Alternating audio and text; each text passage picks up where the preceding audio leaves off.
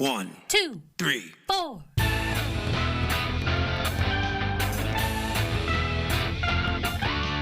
Monster movie. Fun time, go! Monster movie. Fun time, go. Monster. Movie. Fun time. Go! Monster movie. Fun time, go. With Precious D and Honeybee. Fun time, go! Ladies and gentlemen, boys and girls, friends and neighbors, welcome once again to Monster Movie Fun Time Go, 31 Days of Horror. Oops, All Werewolves edition. This is day number 11. I have a guest with me today, a returning guest, Mr. Levi Combs of Planet X Games. Welcome back to the show, Levi. Hey, man, I'm happy to be here. Well, we're happy to have you. Today we're going to be discussing late phases, but before we get into that, you've got a Kickstarter launching soon. When is that and what is it? Oh, yeah. I have a Kickstarter that launches Tuesday, October 10th. And it's called, believe it or not, it kind of dovetails right into what we're talking about, but it's called Reverend Werewolf's Old Timey Monster Mania Family Hour. And it is an ode to the old monster magazines and horror zines that I read as a kid. Yeah, man, it's just jam-packed with just a ton of horror homage to the kind of the monster magazines of the past. It's got the kind of the classic horror, that Universal style horror that we all know and love. There's liminal horror, mythos horror, kind of modern day horror. There's where weird fantasy meets the horror genre, and then definitely some body horror. So you get like a real grab bag, a real mix of horror topics, all jammed into one zine. So it's very, very useful at the table. And I've kind of recruited a bunch of my Monster Kid friends from kind of all over the indie RPG stratosphere. I've got Joey Royale from Get Haunted, and he does that fabulous WHPA Weird Heroes of Public Access RPG, which is like my favorite RPG of the last 10 years. There's Brian Shutter from Neon Lords of the Toxic Wasteland. There's Jeremy Schumann. He did Korvac. What's that? I said I have that one. Oh yeah, it's excellent. It's like a nostalgic syringe to the brain. Like it's wonderful. We got Jeremy Schumann from Core Vaccine Codex, John McGuire, our mutual buddy Hambone, from 321 Action and the Vintage RPG podcast, and just a ton of folks that have kind of pitched in to help. And it came out so good. So I'm really ready to get it in front of people, and for them, if you're a monster kid and you're really into reading about horror and playing horror games and kind of trying new things with horror, then this is going to be the zine for you. It's just in time for Halloween, and it's going to nail all of those like weird horror pleasure centers in the brain. Well, that sounds great. I will try to get this episode posted as close to the 10th as possible. I had something lined up, but I might be able to bump this ahead of that. I mean, hey, but it runs not, for a couple weeks, so all good. Day after. Yeah, and we got Hambone will be on the show in a few days to talk about his new Kickstarter. People kickstarting things all over the place. Yeah, the Hotel Exorcist. Yeah, that's going to be a really good one. So we'll have a link to that Kickstarter in our show notes, and I urge you all to go check it out. Sounds like a lot of fun. I've got a lot of Levi's games, and they're all good times. But now we're going to talk a little bit about the 2014 horror drama film Late Phases. It was directed by Adrian Garcia Bogliano and was his first English language feature film. Not familiar with him, but I assume from that he has other films in other languages. This is from Wikipedia, folks. Thanks, Wikipedia. It is 95 minutes in color. I don't see any budget or box office here. I first noticed this on Netflix years ago, so I'm not sure if it was direct to streaming or if it was ever. Looks like it at least showed at the South by Southwest Festival. The cast is Nick D'Amici as Ambrose McKinley, Ethan Embry as Will McKinley, Lance Guest as James Griffin, Tina Louise as Clarissa. We'll talk about her in a minute if you don't know who that is. Rutanya Alda as Gloria B. Caitlin O'Haney as Emma. Aaron Cummings as Anne. Tom Noonan as Father Roger. Larry Fessenden as O'Brien. Al Sapenza as Bennett. Bernardo Cubria as Officer Lang. And Karen Lynn Gorney as Dolores. Karen Graves as Victoria Kay. Hatham Noor as Nelson, Kareem Savion as Edward, and Dana Ashbrook as Westmark. There you go, folks. That is our cast. Levi, any opening thoughts on Late Phases? I got a couple, but let me just start off by saying it's hard to make a good werewolf movie. Apparently, I don't mean that as a slight. I really think it is probably pretty hard. Because out of all the classic, monsters, werewolves seem to be the one that kind of slipped through the cracks. You got great mummy stories, you've got great vampire stories.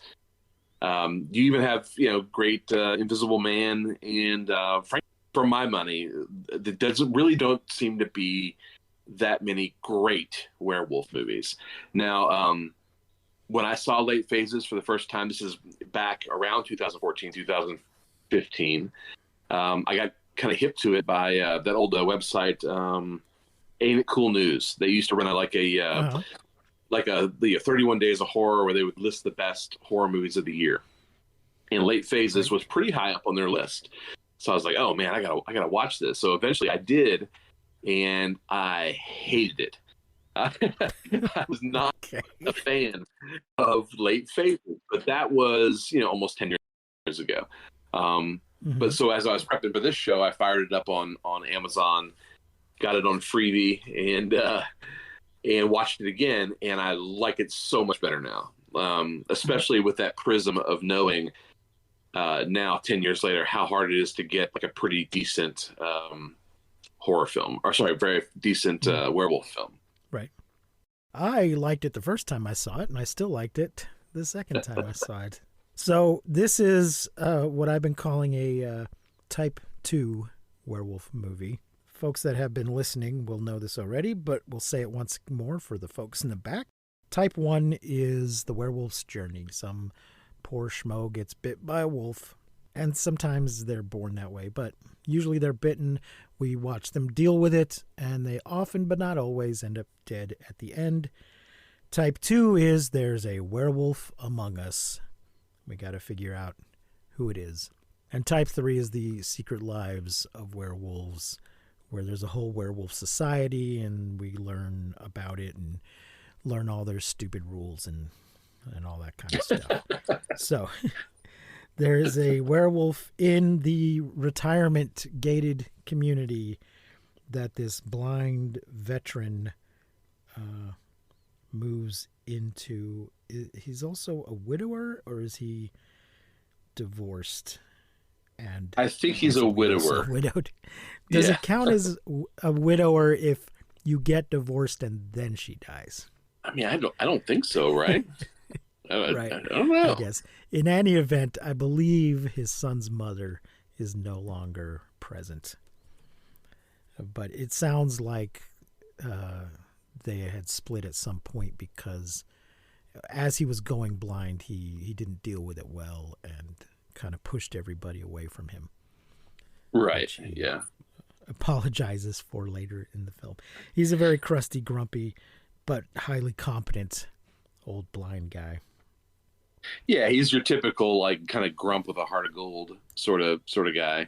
Like stoic.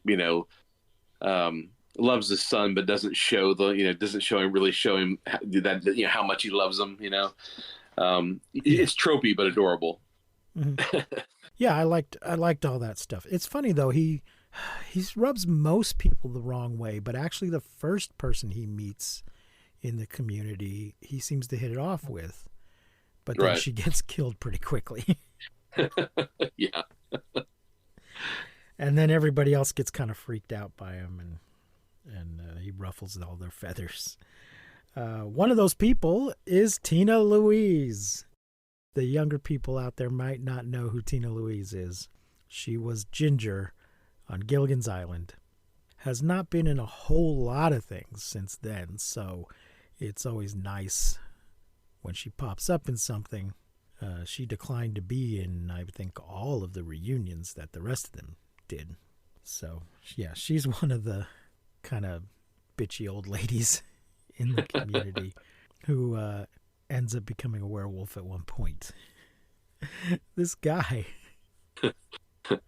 this werewolf, once he realizes that the guy's onto him, he runs around door to door biting his neighbors to make a little werewolf army Yeah, he does. for the final assault. So Yeah, that's one of the crazier parts of the movie, and frankly, one that I might have glossed over all those years ago because I we got halfway through the movie. I probably wasn't paying that much attention to it towards the latter parts of it. But man, I'm glad I did this time because that whole ending sequence. He's like the Ambrose Demichi. He's like a he's like the John Wick of the the blind senior citizen community. Yeah. But yeah, it's a real dick move to go around making all your neighbors werewolves on purpose. But it was a nice twist. I hadn't seen that before. And so much. I mean, of this solid I have strategy seen. if you're a werewolf. Yeah. But I've been watching a lot of these this month, so it's anytime I see something fresh, I really appreciate it. So I liked that. I didn't remember who the werewolf was, so I was afraid for a moment it was gonna be the priest because that's what they do in Silver Bullet, and I didn't want to see that again. But it wasn't. It was I don't know if he's actually a deacon, but he was sort of an assistant at the church. Right. And I'm not sure the priest. He seems to have told the priest about his problem, but I don't think the priest believes him. I think the priest thinks he's mentally ill. That's the point that I got. Yeah. Yeah, but it's not clear if he told him that he'd actually killed these people because they know that there has been a problem with people wandering too close to the woods and getting killed. They think it's just by animals, although Right. the animals are breaking into people's homes. So they just brush it off as like, well, the woods are nearby. This happens about once a month. Like, what? Maybe some kind of fence might be in order if it's happening once a month. But of course, it's happening once a month because it's a damn werewolf. Hey, can we talk about the father real quick? The priest, Sure. or I guess pastor Yeah, would yeah. be the real. Yeah. That's yeah. Tom Noonan from Monster Squad. So, Oh, I knew his which name was also has a familiar. werewolf. Yeah, Yeah. he was. He wasn't the werewolf. That was Uncle Rico from Napoleon Dynamite. I think John Grise is his name, but he was. Tom Noonan was Frankenstein. He was the Okay. yeah. All So right. he has a deep nostalgic tie to 80s horror as well. Well, then it's almost a shame then that he wasn't the werewolf because he could have been doing a Lon Chaney and trying to make his way through playing different Yeah. monsters. Yeah, I think if they had made the priest the werewolf, that would have been like a real problem because with Silver Bullet, you got that. Yeah. That's literally the plot of the priest is the werewolf. That's literally the plot of Silver Bullet. So it was kind of nice that they had all because like when he goes into the church and he's listening to all the breathing, listen to everybody breathing. So he's trying to figure out who it is because the werewolf that attacked him. Also was breathing hard, so he's trying to figure out is anybody in the congregation here? Is it the same person? But all these people are kind of wheezing. So there's the guy in the iron lung, all that stuff. Yeah, Right. But I thought that was a really cool I part. thought- I wanted Yeah. to see the guy in the iron lung turn into a werewolf, but he just got his head torn off by one of them. Yeah, Maybe yeah, his he wife. did. It wasn't clear. That was pretty horrific. Oh yeah. That's That's the right. thing. He probably never saw it coming. So Yeah, I mean, this movie is violent, it's gory, but it has heart, So I give it that. I thought the wolves looked pretty good. They are what I've been calling type 3 werewolves. Okay, yeah, Type 1 is you're just the wolf. Type 2 is you're a really big wolf, like an unnaturally large wolf, like American Werewolf in London. right. And type 3 is a bipedal wolf man, wolf person, walking around on your hind legs Yeah, with varying degrees of makeup applied to you. yeah. The makeup was pretty good. Yeah, that's something I've come to appreciate in these films, how much effort they put into it and whether or not it's a practical effect or some crappy CGI. It's always nice to see them put in the effort. Levi, any other moments that particularly stick out to you? Any moments in the film? Yeah, any element or Oh yeah, lots. There's a ton. So again, I kind of mentioned that he was kind of the John Wick of the blind retirement community. Yeah. I like how it's this movie kind of falls into that whole like sub genre of movies where there's a man and his dog, and again, John Wick, man and his dog. The I Am Legend, man and his dog. The movie, A Man and His Dog. But there's always like yeah, exactly. Like there's a whole like under genre of those kinds of films, and this one really does it right. So he's for those who are listening, like our hero Ambrose, he gets he moves in this retirement community, and he's like rubbing everybody the wrong way, and he's butting heads with his son, and his son's kind of mad at him, and his life is just kind of in the toilet. But all he has is this dog, So he's which is his seeing eye dog because he's blind. Yeah. So after the first vampire attack, the vampire kills his neighbor Ginger from werewolf. I'm sorry, what? Oh, that's a vampire. I'm sorry. Werewolf. Yeah, so the werewolf kills Ginger, and then Ginger's not. Ginger's the taller, skinnier lady. Oh, my bad. First lady. I was thinking at first it was her too, but then when I saw the other woman, I was like, oh no, that's Ginger. Oh, I got you. Well, he killed the werewolf, kills his neighbor, then tries to kill him because he's trying to help his neighbor, and the dog more or less kind of saves him, from being killed. But in the process of saving him, the dog is killed. So you have this whole process for the whole movie where Ambrose is digging this grave in the back of his little plot there, and he's went out and he's like spared no expense buying this nice fancy tombstone. And he's slowly, all month as he waits for the next full moon, he's digging this grave slowly but surely. And of course, at the end, towards the end of the movie, towards the final thing, he buries his dog. And his neighbors are all they're all complaining about the smell of the decaying dog over the course of the month. And he's barking at him and giving him a hard time. But that was a really like cool element in the film where you just saw like he felt so abandoned by everybody in his life, and he was he was so angry because he's blind but he has this dog, and when this werewolf kills his dog, it's like, all right, all the kid gloves are off. I'm gonna find out what's up. I'm gonna avenge my dog. And I thought that was a really cool piece to this movie because you don't typically get that in werewolf films. Yeah, it takes him days to bury this dog, but it turns out he's actually building a pit trap. He's pretending to bury the dog, but he's building a pit trap for the werewolf. Well, that was another cool part. After he goes to the pawn shop and buys the silver bullets, kind of learns his little clue about the other guy that came in and bought silver bullets. Yeah. He he's got his silver bullets, but then he rigs up all these like Vietnam booby traps. Yeah.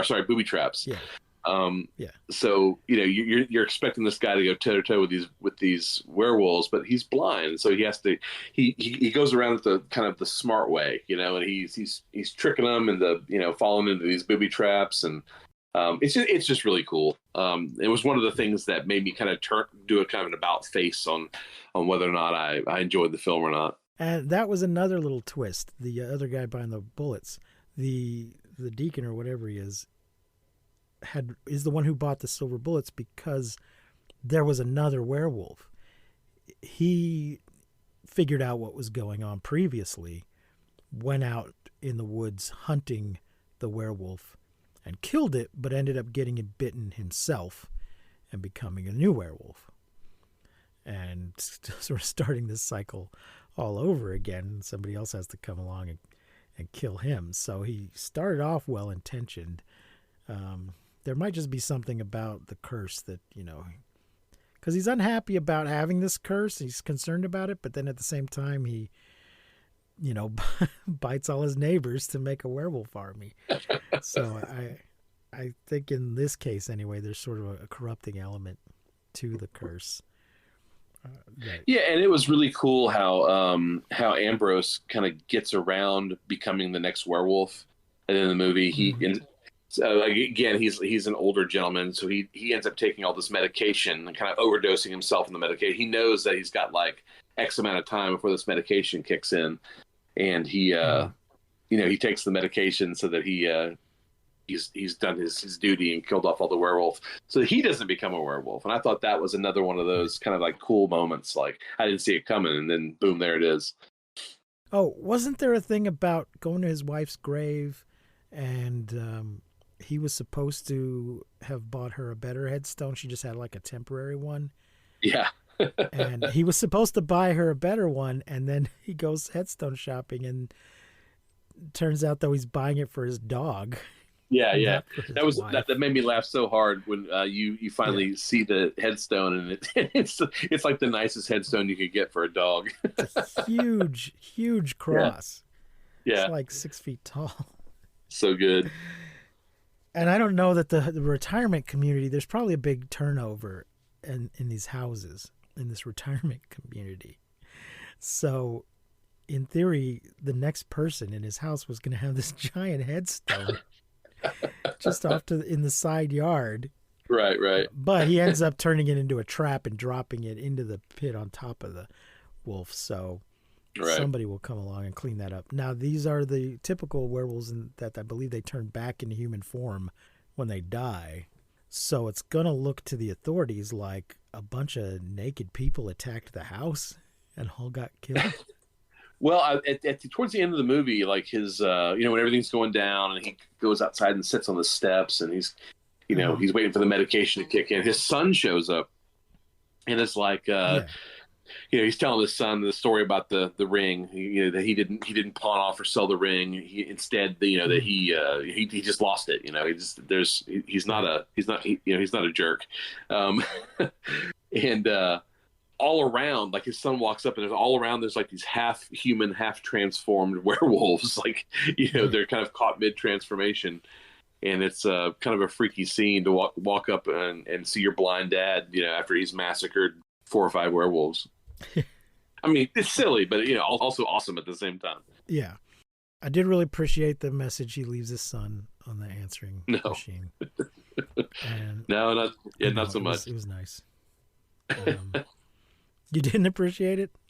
No. Are you talking about there at the very end? Yeah, I'm saying he leaves his son a message, basically apologizing for his whole life. Yeah, no, I was thinking about their relationship at the beginning of the movie. Sorry. Oh yeah. No, it's they have a troublesome relationship. Yeah. And although the son kind of can't take yes for an answer, because he tells him he's gonna move away, they're gonna have a baby, and his wife wants to move. And his father basically says, "That's fine." He's like, "I hope you're happy.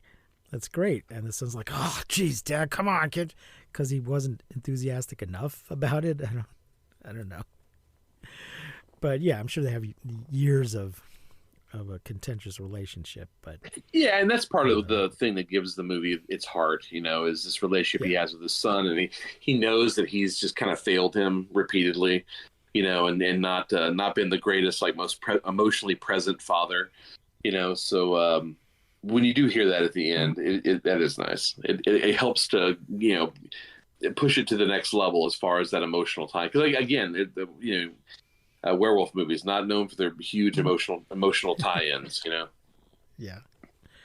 Well, I think we've come to the part where we're gonna give the movie a rating. We're using a moon phase scale this year.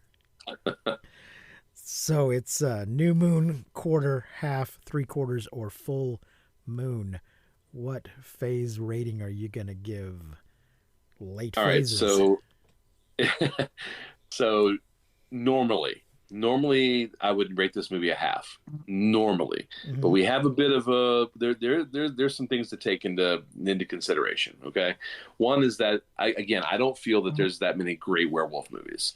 Are there some entertaining werewolf movies? Are there are there plenty of gory ones and violent ones? Sure, but ones that are actually good, not that many. I mean, you've got the goat, American Werewolf, and then there's some other ones that kind of come on down the line. But as far as like just great werewolf films, I just don't. And it's my opinion. I just don't feel there's that many.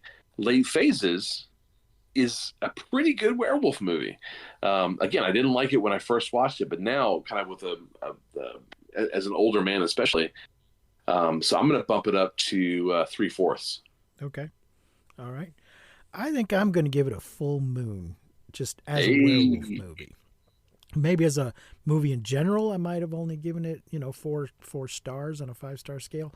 But as far as a werewolf movie goes, and in comparison to some of this other crap I've watched, I'm going to give it a full moon. I did want to point out, in most places, this movie is listed as Late Phases, but some places listed as Late Phases Night of the Lone Wolf, which Yeah. is a goddamn lie, because it's not a lone wolf. It's the night of There are no about a half lone a wolves. dozen wolves. It's, No lone He's- wolves here. the guy specifically makes sure that he's not going to be a lone wolf when he goes to confront the hero. So that is unnecessary. Maybe somebody just thought the title wasn't enough to let you know what it is, and wanted to put wolf in the title so you'd have a better idea that it's a werewolf movie. Hey, real quick, did you notice that? What's his name? What's one of the neighbor, one of the younger guys? But he was the same. I'm trying to think of the actor's name. But he was one of the same guys. Not one of the same guys. He was the guy from The Last Starfighter. No. Yeah, the dark curly headed guy with the beard. God, I wish here. Let me look online here to find out who that actor is. But yeah, he was the lead. He was Alex in The Last Starfighter, and it turns out he was in a bunch of Oh other my stuff too. Oh, Lance Guest, that was his name. He was in like Okay. he was the Oh, he looks a lot different. yeah, he was Chief Brody's kid in Jaws: The Revenge, which I think is like isn't that the no Jaws is Jaws 2 The Revenge? Yeah. And Jaws 3 is in 3D. Maybe I'm thinking of Jaws 4. I don't know. One of the Jaws movies, he plays Chief Brody's kid. I think it's the second one. And then he's in Halloween. He's one of the kids in Halloween too. But and he's got a bunch of other like minor things. But he was, in my opinion, he's probably the best. He didn't get the most screen time, but probably the best, the best actor. He's, he was in recently. He was in what's that movie on Hulu? The Patient with Steve Carell. Did you see that? No. Yeah, so Steve Carell plays a psychologist who's seeing this guy, this patient, and the patient is like telling him he has all these urges and whatnot. And then one day, Steve Carell's psychiatrist character just wakes up in like he's like chained to a bed, in this basement, and this guy has kidnapped him and has him in his basement, is just like using him as his personal therapist. And Steve Carell's like trying to figure out like how I'm going to keep this guy from killing me. And it's a mini series, but it's really, really good. But he plays the disturbed he's in episode patient. 1. Yeah, it's really, really good stuff, man. No, I have not seen that. Jaws: The Revenge is the 4th movie. There we in go. the series. I think Jaws 2 is just called Jaws 2. Yeah. And 3 I remember is Jaws like 3 was 3D. Jaws 3 in 3D. Well, I love a lot of third films go 3D. I love The Last Starfighter. That's a great. Oh yeah, it's a great yeah, movie. still top notch. Yeah, they need to do something with that. I'd like to And see they, a sequel to that, not a remake. Or a sequel. They snuck Ethan Embry, who was like a '90s like kind of flash in the pan like teen star. He was. Did you ever see Can't Hardly Wait in the 90s? Yeah. Yeah, it was kind of like a teen comedy. Like everybody's graduating from high school. He was like the main character in Can't Hardly Wait, and he's in this movie. He was in Sweet Home Alabama. He's been in a couple other things too, but like it was really surprising to see because I didn't remember. Like I didn't remember him at all. But he's the son. Yeah. So it was like he was in this movie, and I was like, oh, what is this guy doing here? You know, like I haven't seen him since he was trying to he's trying to graduate in high school. So it was just cool to see him. I don't think I've seen anything else that Nick D'Amici is in. No, I don't know. didn't. I don't know these movies. Oh, these are screenwriting credits. But no, I haven't seen these movies that he's in either. He's in Stakeland and Stakeland 2. This looks like some kind of horror thing. Post-apocalyptic vampire horror, apparently. I don't know how I missed that one. Yeah, but if you go to that that IMDb page, the real crime is that hat he's wearing.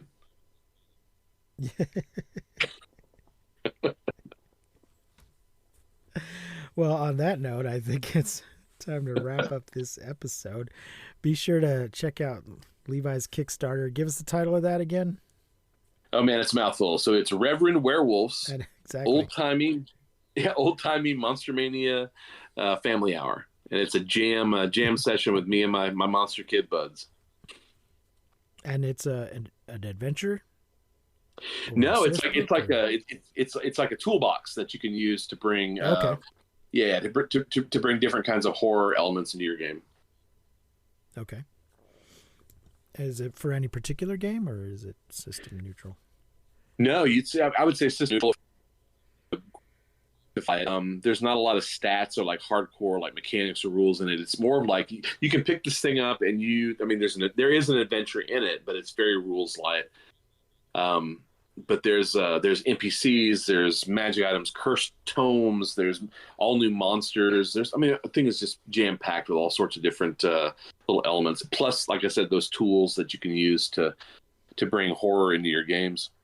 One of the really cool things I did like about it best is that it looks and feels like an old issue of Famous Monsters of Filmland, or like an old horror comic, or like an early issue of Fangoria. It's got a real good vibe to it. All right, well, check that out, folks. I know I'll be backing it because I have a problem. Thank you all for joining us. Thank you, Levi, for joining me. Until next time, I have been Precious D. Remember to keep calm and take shelter in basements. Whatever you do, do not misuse science. We will not see you, but you will hear us next time on Monster Movie Fun Time Go. You've been listening to Monster Movie Fun Time Go. If you enjoyed the show, please rate and review us on your podcasting platform of choice. Our theme song is by the Texicano Folk Rock Punk featuring Lita Lopez. You can support the show, find links to our social media, and even leave us a voice message at anchor.fm/MMFTG.